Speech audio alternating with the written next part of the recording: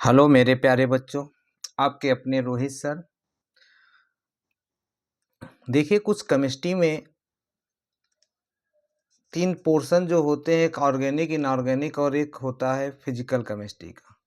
तो जो कार्बनिक रसायन है, उसका यदि हम जनरल चीज़ें जान जाएँ, क्योंकि बहुत लोगों को केवल कार्बनिक रसायन पे ही बहुत चीज़ें टिपिकली लगती हैं कि कैसे रिएक्शन होगा, क्या जुड़ रहा है, क्या ख़त्म हो रहा है, कैसे प्रोडक्ट बन रहा है। बस बच्चे क्या करते हैं कि उसको अभिकारक से उत्पाद, रिएक्टेंट से प्रोडक्ट को याद कर लेते हैं। उनको बहुत ही टिपिकली लगता है कि केमिस्ट्री बहुत ही टिपिकल है। तो केमिस्ट्री बहुत ही सरल है, परंतु किसी चीज़ को सरल बनाने के लिए उसके बेस को जानना बहुत ज़रूरी है कि प्रारंभ में क्या होता है, कैसे इसका कार्य कर रहा है, कब कौन जुड़ेगा, कब कौन हटेगा। उसके लिए आपको मैं आज से इस वीडियो के माध्यम से आपको जनरल ऑर्गेनिक केमिस्ट्री बताएंगे, जिसको एक शॉर्ट फॉर्म में कहा जाता है जीओसी।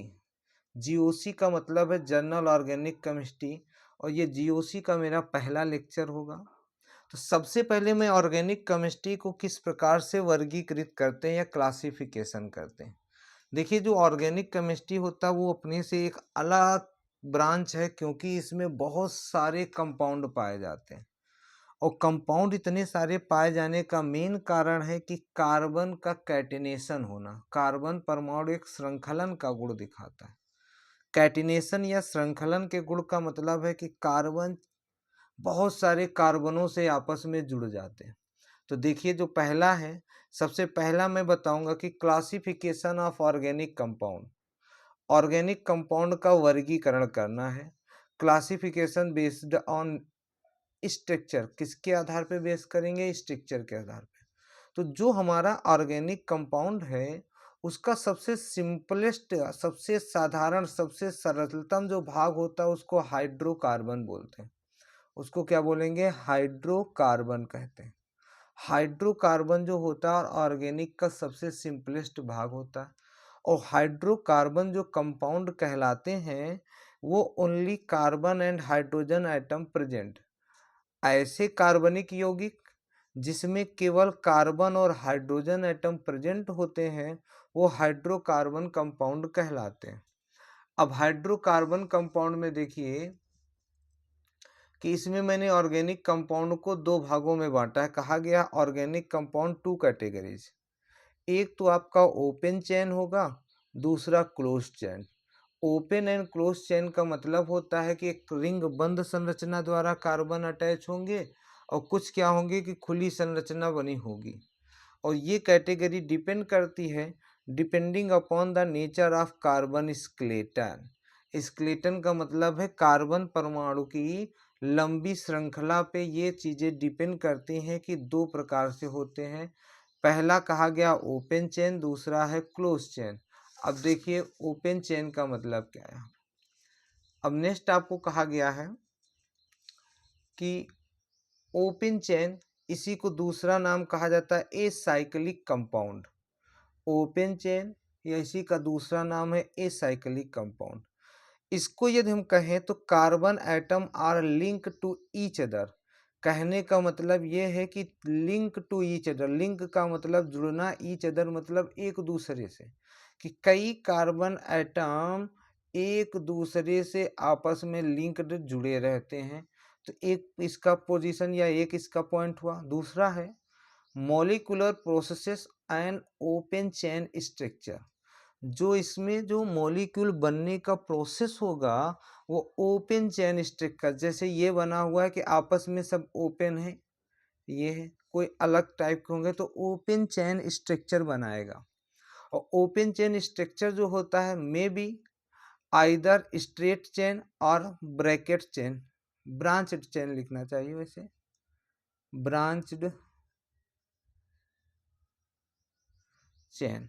कह रहा है कि हो सकता है कि एक लंबी श्रृंखला हो, स्ट्रेट चेन का मतलब, और हो सकता है कि ब्रांच, कहीं कहीं पे ब्रांच हो। जैसे ये है एक लंबी श्रृंखला, इसी पे मैं क्या करूं, ऐसे कर दूं, ये देखो, ये एक इधर ब्रांच और एक इधर ब्रांच निकल गए। तो हो सकता है ब्रांच्ड हो। फॉर एग्जाम्पल, एग्जाम्पल में देखो, एग्जाम्पल में कहा गया CS3 CS2 CS2 CS3। एक IUPAC को आपको मैंने एक लिंक बना के वीडियोस लोड किया है, जिसको IUPAC की जानकारी लेना है तो वो प्लीज़ लिंक पे जाके क्लिक करके नीचे डिस्क्रिप्शन में मिल जाएगा, वहाँ से देख सकता है। तो 4 कार्बन की लॉन्ग चेन है तो ये बन जाएगा। देखो नेक्स्ट एक ये भी लॉन्ग चेन है, इसमें डबल बॉन्ड है, एल्कीन बना हुआ है। इसमें देखिए नेक्स्ट वाले में यहाँ पे 1 2 3 कार्बन, 2 पे एक ब्रांच निकल आए तो ये ब्रांच्ड हो गया। इसमें देखो ये कार्बन 1 2 3 का स्ट्रेट लाइन, 1 ब्रांच 2 ब्रांच, तो ये भी ब्रांच हो गया। तो 2 टाइप के ओपन मॉलिक्यूल स्ट्रक्चर हैं ये, और इनमें सभी देखिए हाइड्रोकार्बन कंपाउंड है। क्यों? क्योंकि only carbon and hydrogen present in this compound. कोई भी ये चारों एग्जाम्पल में किसी में देखो केवल क्या प्रेजेंट है, कार्बन एंड हाइड्रोजन प्रेजेंट है, तो ये हाइड्रोकार्बन कंपाउंड है। दूसरी बात ये है कि इसमें कहीं भी क्लोज्ड स्ट्रक्चर नहीं, आपस में एक दूसरे से रिंग स्ट्रक्चर नहीं बनाए हुए हैं, तो ये ओपन चेन कहलाते हैं। अब नेक्स्ट जो इसमें है ओपन चेन के बाद यदि हम नेक्स्ट बात करें तो नेक्स्ट कहता है कि क्लोज चेन और साइक्लिक कंपाउंड। क्लोज चेन और साइक्लिक कंपाउंड, क्लोज चेन को ही हम साइक्लिक कंपाउंड कह सकते हैं।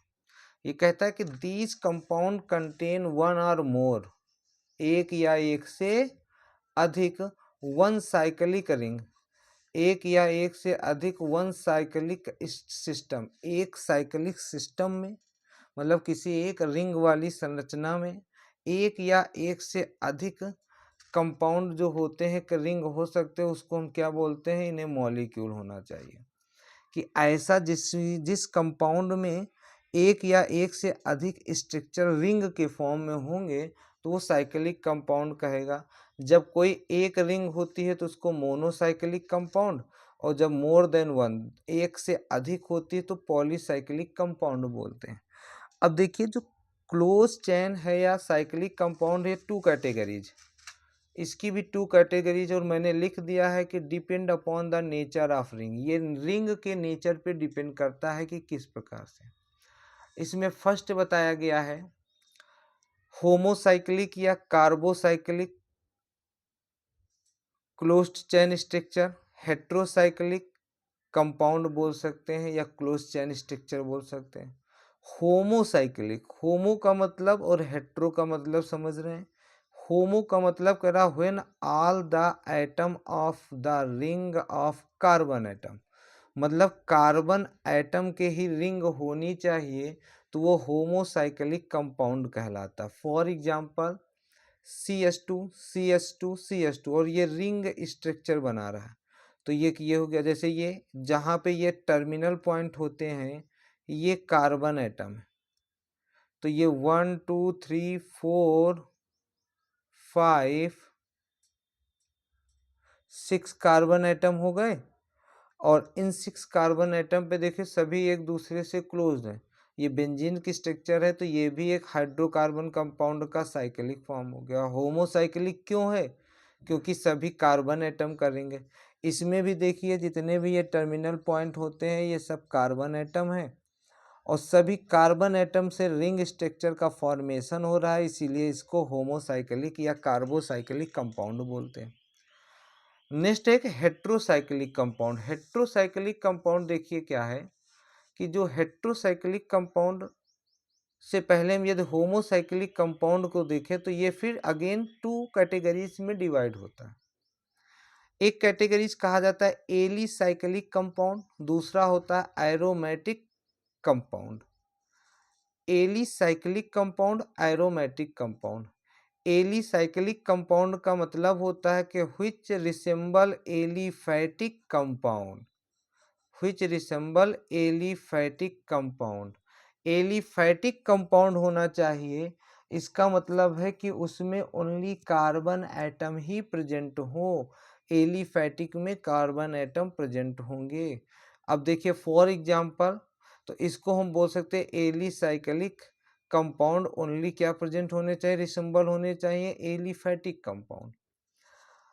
ये 1 2 3 कार्बन का रिंग स्ट्रक्चर, 1 2 3 4 कार्बन का रिंग स्ट्रक्चर, 1 2 3 4 5 कार्बन का रिंग स्ट्रक्चर। तो ये कार्बन एटम के रिंग स्ट्रक्चर हैं। तो और इनमें क्या है, केवल एलिसाइक्लिक कंपाउंड रिंग फॉर्म में है। और ये सभी क्या होंगे, हाइड्रोकार्बन कंपाउंड होंगे, क्योंकि केवल कार्बन एंड हाइड्रोजन।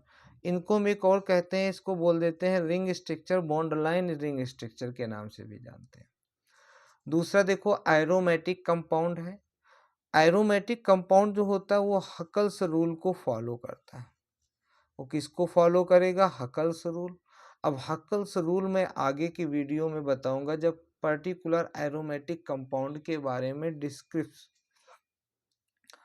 डिस्क्राइब से हम लोग इसका स्टडी करेंगे तब। तो देखो एरोमेटिक हाइड्रोकार्बन क्या है, मैंने कहा डेट इज टू कैटेगरीज, इसकी फिर दो कैटेगरीज हैं। एक है बेंजेनॉइड, दूसरा है non benzenoid. Benzenoid and non benzenoid. Benzenoid का मतलब होता है कि एटलीस्ट वन बेंजीन रिंग, ऐसे कंपाउंड जिसमें कम से कम एक बेंजीन रिंग प्रेजेंट हो। फॉर एग्जांपल तो ये बेंजीन हो गया। अदर ये है नेफ्थलीन का एग्जांपल है। देखो इतना यदि मैं देखूं तब भी ये बेंजीन रिंग बनेगा। जरा इसको ध्यान में ऐसे देखिएगा,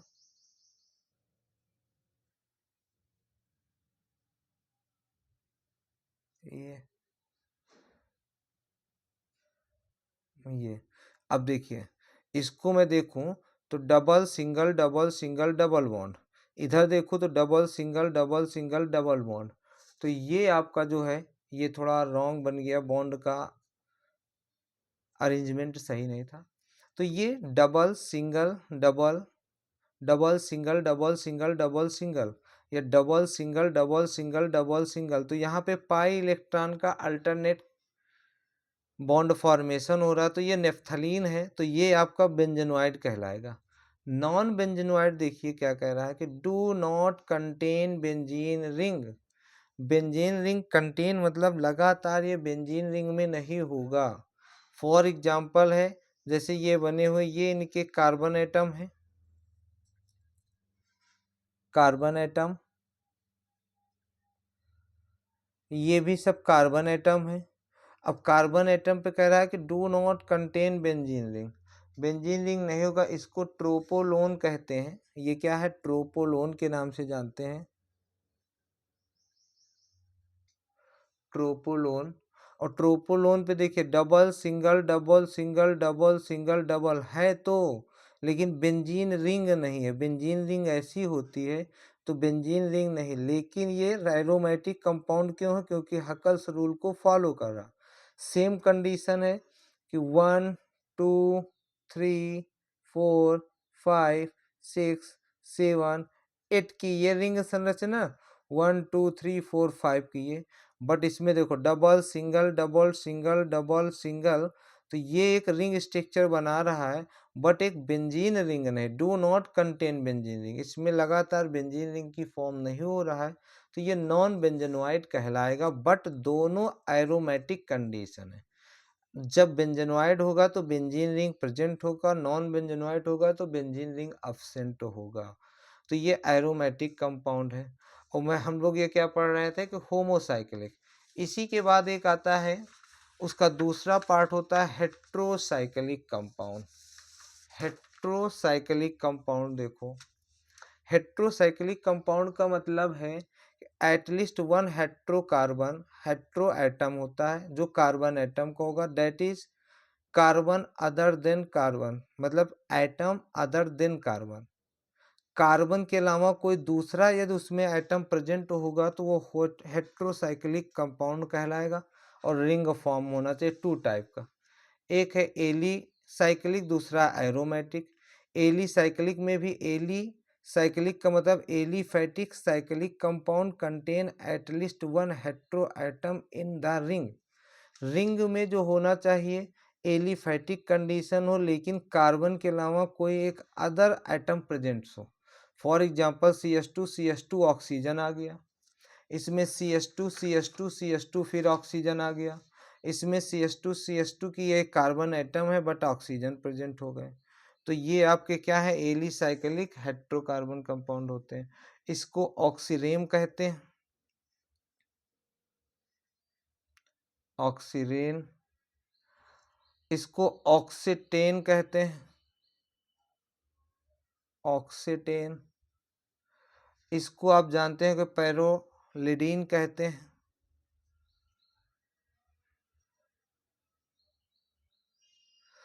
और ये THF कहलाता है, THF। THF का मतलब टेट्राहाइड्रोफ्यूरॉन, टेट्रा हाइड्रोफ्यूरॉन। ये आपका क्या कहलाएगा, एलिसाइक्लिक कंपाउंड। एरोमेटिक कंपाउंड में देखो, aromatic compound containing at least one hetero atom in the ring. ऐसा रिंग जो एरोमेटिक कंपाउंड हो, अर्थात हकल्स रूल को फॉलो कर रहा हो, और उसके रिंग में एक कोई हेट्रो एटम, कार्बन के अलावा कोई अदर एटम प्रेजेंट होना चाहिए। फॉर एग्जांपल है कि ये कार्बन एटम 4 रिंग की और एक ऑक्सीजन है, इसको फ्यूरॉन के नाम से जानते हैं। दूसरा है कि ये है जो इसको पायरोल के नाम से जानते हैं। नेक्स्ट ये है जिसको थायोफीन के नाम से जानते हैं। नेक्स्ट इसको पिरिडीन के नाम से जानते हैं। तो ये आपके क्या हो गए, एरोमेटिक कंपाउंड। तो इन कंपाउंडों से हम लोग एक क्लासिफिकेशन पढ़ते हैं।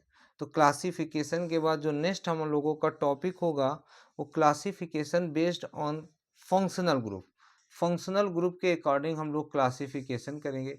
ये हमने एक स्ट्रक्चर फ्लो चार्ट बना दिया कि organic compound open chain close chain होगा। क्लोज चेन में होमोसाइक्लिक हेट्रोसाइक्लिक। होमोसाइक्लिक का मतलब केवल कार्बन की साइकिल रिंग होगी, हेट्रो का मतलब कार्बन के अलावा अन्य एटम का भी हो सकता है। एक में एलिफैटिक हो सकता है, एक में aromatic. Aromatic Huckel's rule follow करता है, यदि बेंजीन रिंग है तो बेंजेनॉइड, और बेंजीन के अलावा कोई अन्य है तो नॉन बेंजेनॉइड। सेम कंडीशन यही है। तो ये आपका क्लासिफिकेशन है। Thank you.